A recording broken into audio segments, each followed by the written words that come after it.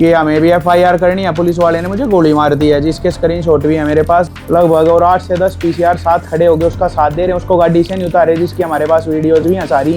ये पूरी दुर्घटना हुई। अब पीसीआर आके और पूछी नहीं कि यहाँ क्या मामला है, आते गोली मार दी। क्योंकि सारा डिपार्टमेंट करप्ट है और सारा मिला हुआ है। इस सरकार में ये हो क्या रहा है। चोरी की गाड़ी में लूटपाट करी है मैंने और मैं गाड़ी लेके भागा, उन्होंने मुझे चेज किया है। अब मैं भागा कहाँ हूँ। सोचिए अगर कानून का रक्षक ही भक्षक बन जाए तो आखिरकार भरोसा किस पे किया जाए।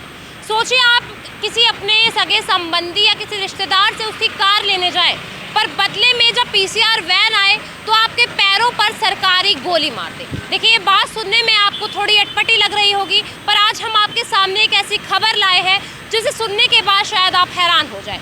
नमस्कार, दिल्ली अप टू डेट देख रहे हैं आप, मैं हूं आपके साथ अलका। देखें, नजफगढ़ से आज एक ऐसा सनसनीखेज मामला और ऐसा हैरत अंगेज मामला सामने आया है जिसमें बताया जा रहा है कि आकाश नाम का एक व्यक्ति अपने पिता के दोस्त के पास उनकी गाड़ी लेने जाता है और जब वो गाड़ी को लेकर लौट रहा होता है तो शायद उसके जो पिता के दोस्त हैं वो पीसीआर को कॉल करते हैं। 112 डायल किया जाता है और पीसीआर की वैन को बुलाया जाता है। वहीं पे देखिए आकाश द्वारा ऐसे संगीन आरोप है उन पीसीआर वैन के पुलिस कर्मियों के ऊपर कि उनके द्वारा आकाश पर जो सरकारी गोली है वो तान दी जाती है। देखिए उसके पैर पर गोली मारी जाती है और आकाश को उस दौरान कुछ समझ ही नहीं आता कि आखिरकार हुआ क्या है। जाफरपुर हॉस्पिटल पहुंचने के बाद मुझे वहाँ अंदर इमरजेंसी में लेके गए, वहाँ मुझे पट्टी वट्टी हुई। उसके बाद मैंने सबको फ़ोन किए, मेरे भाई को बताया, भाई ये ऐसे ऐसे हो गया। मेरे भाई ने 112 नंबर पे कॉल करी कि हमें भी एफआईआर करनी है, पुलिस वाले ने मुझे गोली मार दी है, जिसके स्क्रीनशॉट भी है मेरे पास। लेकिन उन्होंने हमारी एफआईआर नहीं लिखी, जो कल भी नहीं लिखी। आज हम ऑनलाइन डालेंगे या मेल करेंगे, वकील से मेरी बात हुई है। लेकिन वहाँ जब हमने बोला कि इसका ब्लड टेस्ट कर लो तो उस पुलिस वाले का ब्लड टेस्ट भी नहीं कराया गया। कम से कम 3 से 4 घंटे उसको कभी पीसीआर वाले नींबू पानी पिला रहे हैं। हम फ़ोन कर रहे थे, 112 जो पीसीआर है वो सारे साथ, वहाँ कम से कम 40 से 50 पुलिसकर्मी, 60 पुलिसकर्मी होंगे लगभग। और 8 से 10 पीसीआर साथ खड़े हो गए, उसका साथ दे रहे हैं, उसको गाड़ी से नहीं उतारे, जिसकी हमारे पास वीडियोज़ भी हैं सारी। और ना उसको गाड़ी से उतारे। हमने बोला इसका ब्लड चेकअप करा लो यहीं जाफरपुर हॉस्पिटल में, जहाँ मेरा जांच पड़ताल चल रही, वहाँ उसका भी ब्लड टेस्ट करा लो। लेकिन किसी ने उसका ब्लड टेस्ट नहीं कराया। अगले दिन उसका ब्लड टेस्ट कराया। अब हमें ये नहीं पता उस ब्लड टेस्ट में कुछ आएगा या नहीं आएगा, क्योंकि सारा डिपार्टमेंट करप्ट है और सारा मिला हुआ है। इस सरकार में ये हो क्या रहा है मुझे ये नहीं पता। और इन सब चीज़ों के बावजूद आज मुझे पता चलता है कि उन लोगों ने मेरे ऊपर मुकदमा डाल दिया वापस। उन लोगों ने मुकदमा डाला है कि मैं गाड़ी में लूटपाट करी है मैंने और मैं गाड़ी लेके भागा, उन्होंने मुझे चेज किया है। अब मैं भागा कहाँ हूँ। ये गाड़ी के ओनर बैठे, गाड़ी के ओनर से मेरी बात हो रही है। गाड़ी के ओनर बोल रहे हैं गाड़ी ले घर आ जा।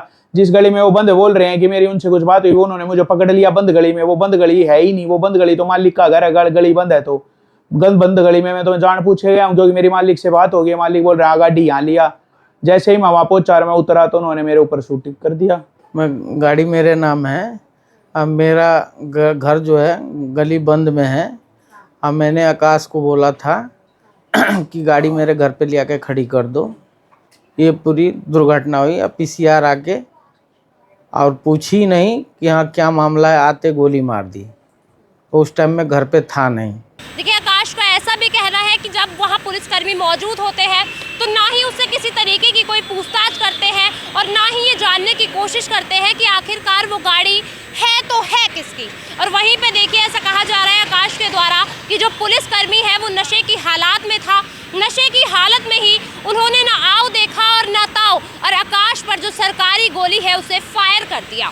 देखिए बताया जा रहा है कि जो पुलिसकर्मी है वो भी नशे की हालात में था और अभी आकाश का जो इलाज है देखिए पासी के अस्पताल में करवाया जा रहा है। बीती देखिए शाम की ये पूरी वारदात है। आप स्क्रीन पर साफ तौर पर ये वीडियो देख सकते हैं कि किस तरीके से जो पुलिसकर्मी है और आम जनता में आक्रोश आपको साफ नजर आ रहा होगा। देखिए कहा जा रहा है कि आकाश ने जब ये बात कही कि जो ब्लड सैंपल्स है उस पुलिसकर्मी के लिए जाए तो वही एसीपी द्वारा उन्हें आश्वासन दिया गया कि ब्लड सैंपल्स लिए जाएंगे, आधे घंटे के अंदर पूरी कार्यवाही होगी। आकाश को देखिए हॉस्पिटल में भर्ती करवाया गया।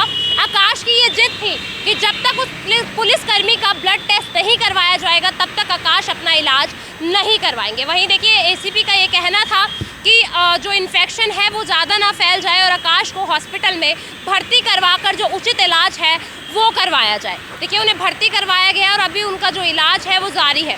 उनके पिता पर आकाश एक कॉल करते हैं कि मेरे हाथ में गोली लग गई है। शायद पुलिसकर्मी ने अनजाने में मुझे गोली मार दी है। पर वहीं देखिए जब आकाश जो पाते हैं वो ये पाते हैं कि जो पुलिसकर्मी है वो नशे की हालात में था। वहीं देखिए जो पुलिसकर्मियों द्वारा एक जो कहानी गढ़ी गई है उसमें साफ तौर पर ऐसा कहा गया है कि आकाश जो है पेशे से एक बाउंसर है और वो लूट के चलते जो गाड़ी है वो उस व्यक्ति से छीन कर भाग रहे थे। जब उस व्यक्ति ने पीसीआर वैन को वहाँ बुलाया, पुलिसकर्मी वहाँ मौजूद हुए तो उनको देखिए चस्का देकर जो आकाश है वहाँ से चंपट होने की कोशिश करते हैं। पर वहीं जो पुलिसकर्मी है लगातार जो आकाश की जो छीनी हुई गाड़ी है उसका पीछा करते हैं। जब वो वहाँ देखिए पीछा करते हैं तो आकाश बार बार उन्हें धमकी देता है कि अगर तुमने मेरा पीछा किया तो मैं तुम्हारे साथ बहुत गलत कर दूंगा। उसी में आक्रोश में आकर जो पुलिसकर्मी है वो आकाश के पैर में गोली मार देता है। देखिए कहा जा रहा है पुलिस की तरफ से कि ये जो पूरा मामला है ये चोरी का है, जिसके चलते जो पुलिसकर्मी है उन्होंने आकाश को रोकने के लिए इस तरीके का जो वाकयात है यानी अपनी सरकारी गोली को एक व्यक्ति के पैरों में दाग दिया।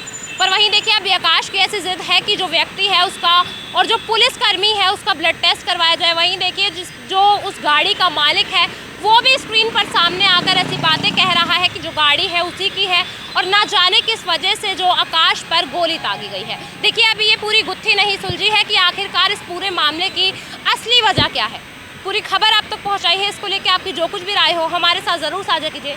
फिलहाल के लिए इतना ही, देखते रहिए दिल्ली अपडेट।